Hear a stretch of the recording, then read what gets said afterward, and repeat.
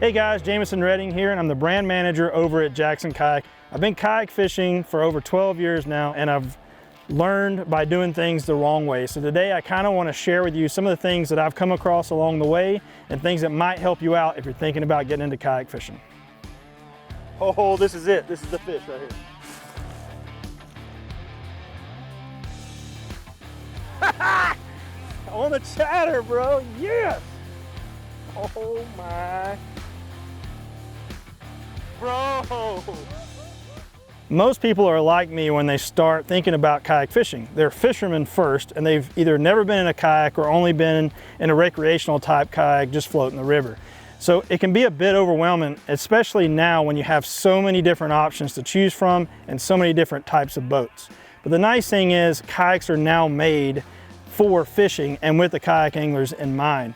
So you can really start to narrow it down when you look for specific types of kayaks that are designed to fish from. So what I always recommend when it comes to choosing the right boat to start with is to think about where you're going to be fishing, what type of water you're going to be fishing, and how you're going to be fishing. If you're mostly going to be in open water, bigger lakes, maybe even offshore, and you want the advantage of keeping your hands free, then a pedal drive kayak might be right for you. And I would also recommend going at least 12 feet long because it's going to be more efficient out on the water. When you get into the shorter, say 10-foot range, it's easier to store, but it's going to have less room, less weight capacity when you start bringing all the fishing gear, and it's not going to be as efficient. This applies to paddle kayaks as well. When it comes to paddle kayaks, if you're looking to save a little bit of money and you want to be able to get on, I would say, anything from bigger rivers that are, slower moving, but larger bodies of water like that, lakes and offshore, 12 foot or longer is the range I would look at as far as length goes in a kayak. And I would also look at a sit on top kayak. When you start getting into smaller ponds, smaller lakes, and tighter maneuverable scenarios like in moving water, that's when you want to start looking at kayaks 12 foot and maybe even a little bit shorter so that you can easily turn those boats to avoid any obstacles. And that is also where you might want to look at a sit inside kayak like I have here. Taking that a step further, you can add pedal drives into the mix now. Pedal drive kayaks have been around for about 20 years now, and a lot more brands have embraced that. The pedal drive can really come into being a big advantage because you can make more casts and more time with your line in the water, more chances that you're going to be able to get a bite. And it can be, again, overwhelming. So to narrow that down a little bit, I want to talk about the different types of kayaks that exist to get you out on the water. I have here a sit inside kayak, and what that means is that the cockpit of the boat where you sit at is open. So you're standing typically on the floor of the boat or the bottom of the boat. Now that's going to do a couple of things. It allows you to kind of stay, again, inside, which could keep you drier in a lot of conditions and keep water from coming in and out of the boat. However, if water does come in the boat, it's in there with you, and you would have to have some type of hand pump or sponge to get that water out. Now typically this isn't going to happen in most conditions. The other thing a sit inside could do for you, other than just keep you a little bit drier in most cases, is it may give you a little more sense of stability because you are closer to that water line, and your center of gravity is going to add a little bit of ballast to the kayak itself. But I wouldn't want to take it offshore through breakers where you're going to have waves that could crash over the boat. So if that's what you're thinking about doing, is going to launch off the beach or going in bigger lakes or trying to do some mild whitewater and get to some fish that are less pressured, the sit inside may not be the right kayak for you. Most people choose a sit on top kayak. It's the most common type of kayak when it comes to kayak fishing. Now this means that you're actually on top of the deck of the boat. Think of it as a bubble. That allows you to get on and off the boat a lot easier. You're usually a little bit higher up, so if you do want to sit higher up for a better vantage point, you're going to be that way.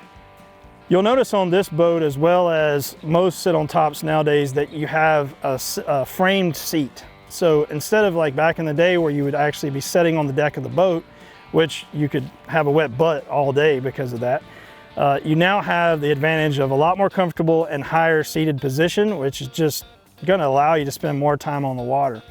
Fishing kayaks in general these days are made to be stood in. So having a higher seating advantage is going to help you get up and down as well. So that makes it a lot easier if you do want to stand or sit while you're out on the water.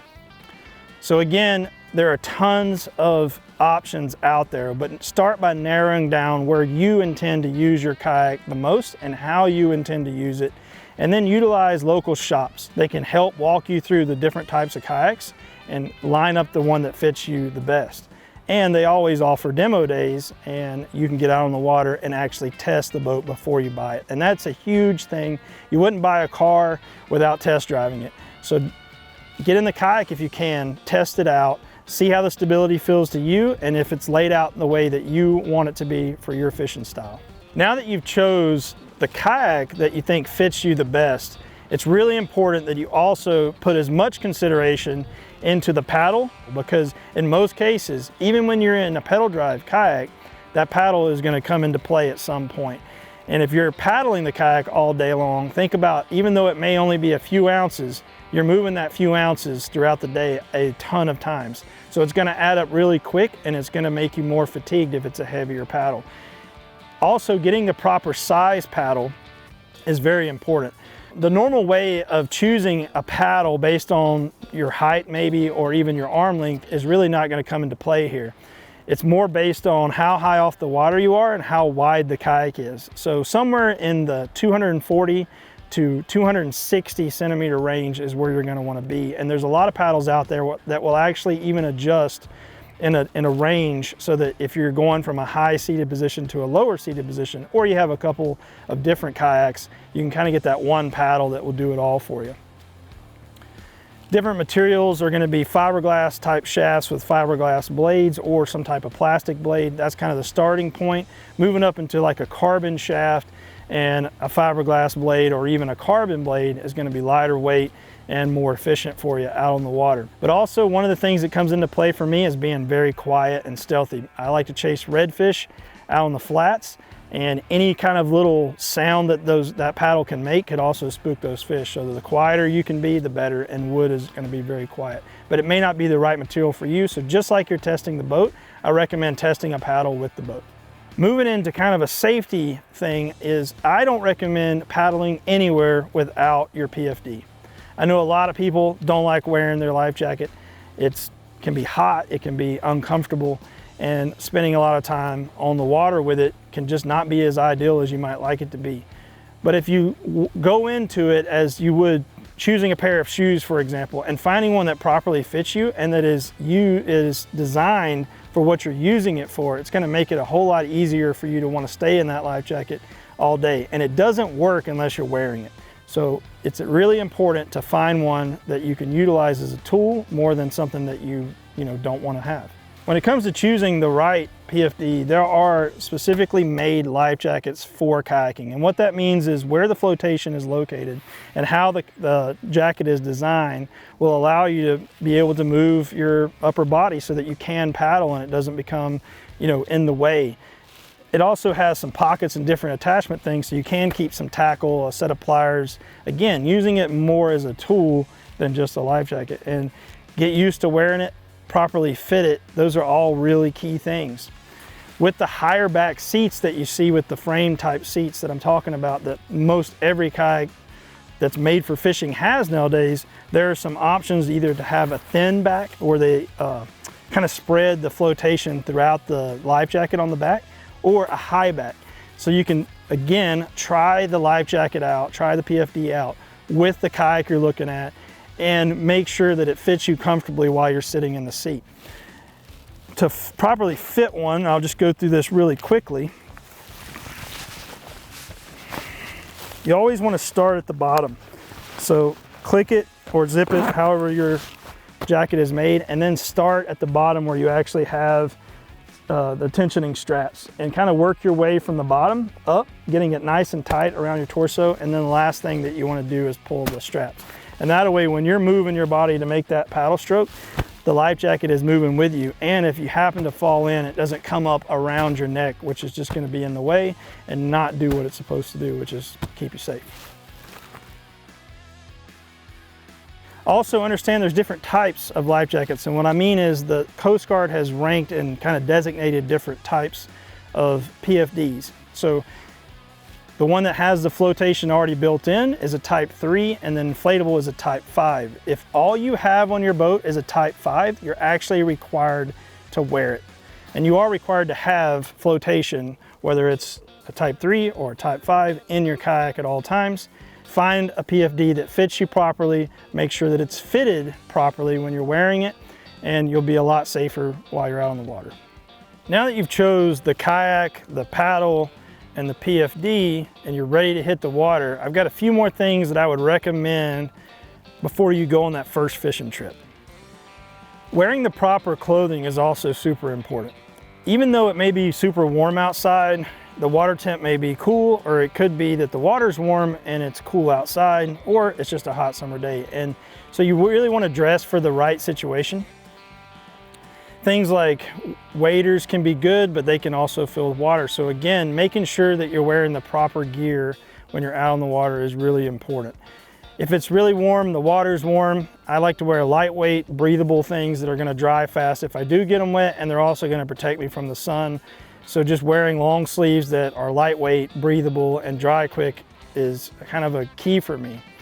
Also things like wearing a buff or whatever so you can get your face protected from the sun, and lightweight pants.